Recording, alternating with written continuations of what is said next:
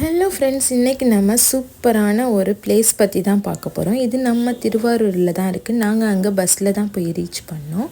நான் என்ன பிளேஸ் சொல்கிறேன்னா, இந்த குட்டி மினி தாஜ்மஹால் பற்றி தான் சொல்ல போகிறேன். பாருங்கள், தாஜ்மஹால் மாதிரியே இல்லாட்டி கூட அதில் உள்ள சில நுணுக்கங்களெல்லாம் இதில் வச்சுருக்காங்க. இது ஒரு பையன் அம்மாவுக்காக கட்டினாங்க.